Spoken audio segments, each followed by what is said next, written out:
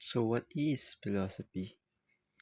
Philosophy is from a Greek word philosophia, means love of wisdom.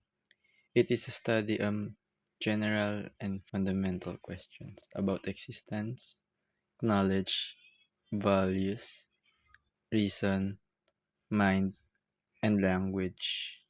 Good day, everyone. We are Group 2, and our report is about philosophy, meaning and concept, different perspective of philosophers, Socrates, Plato, and Immanuel Kant. What are the perspectives of philosophers to the word self? So good day, my name is Rodriguez Jericho.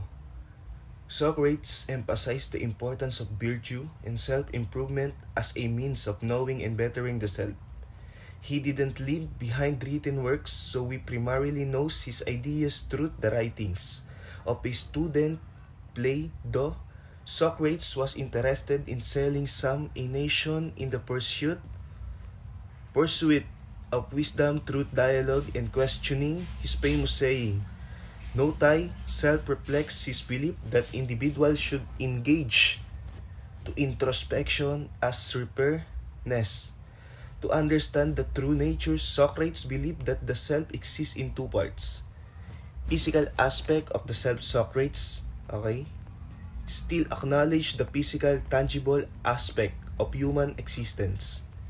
This aspect includes the body, which is mortal and constantly changing. However, Socrates didn't necessarily associate the earth with this aspect of the self. Instead, he was more concerned with the individual human being and their relationship with the physical world. Okay. So, Socrates believed that the self exists in two parts. The first is physical aspect of the self. Okay? That's the first one. So, physical self describes how an individual views his health condition, body, and physical appearance. Valid and reliable indicators shows that the student pay attention to lifestyle. So, students have a healthy body even though they also sometimes feel pain. So, that's the first one, physical aspect of the self. So, here's the second one.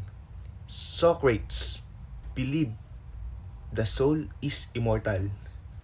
He also argued that death is not the end of existence. It is merely separation of the soul from the body. So Plato believed the soul was eternal. It exists prior to the body. So the Socrates, that's the two part of Socrates. Tripartite soul model, where the self consists of reason, spirit, and desire.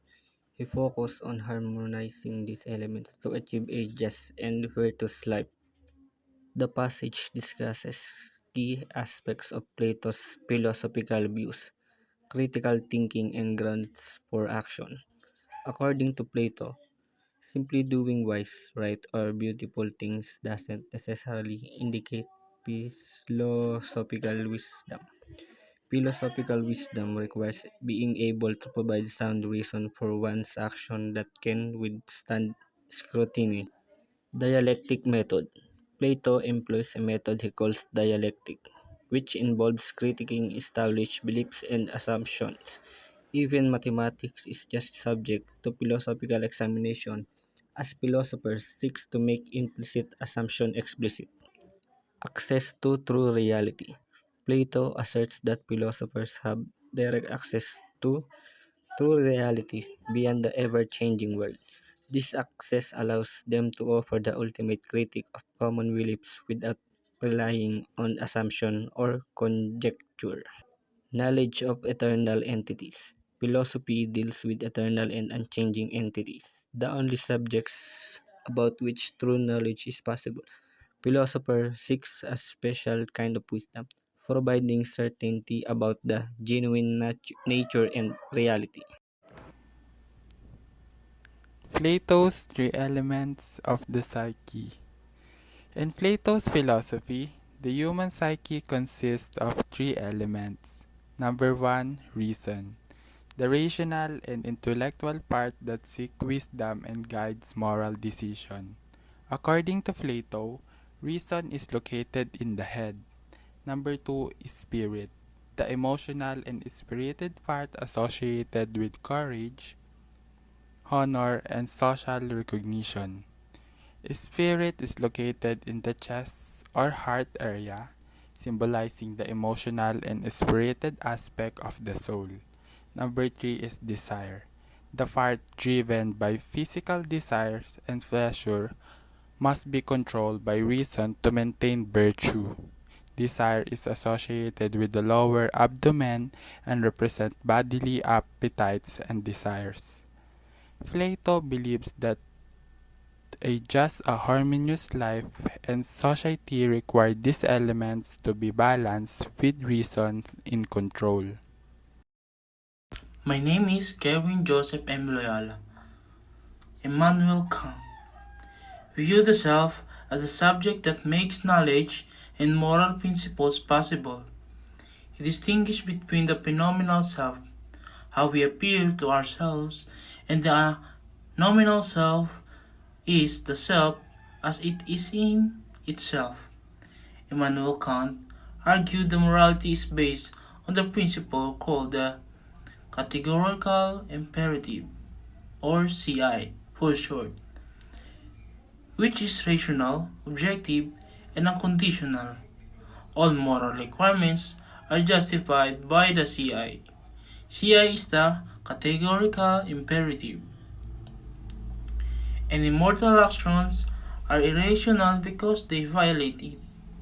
Kant believed in the autonomy of a rational will, and the CI is the law of autonomous will. This perspective extends reason's role in the practical affairs beyond being a servant to desires. Kant's moral philosophy emphasized the equal worth and respect of every individual. These key ideas are primarily found in the groundwork of the metaphysics of morals, but are further developed in other works, including the Critique of Practical Reason and the Metaphysics of Morals. Thank you. My name is Edwin Justin Galgo and here is my report. Aims and Method of Moral Philosophy. Immanuel Kant's moral philosophy as presented in the groundwork for the metaphysics of morals seek to identify universal moral principles based on a reason and not empirical experience.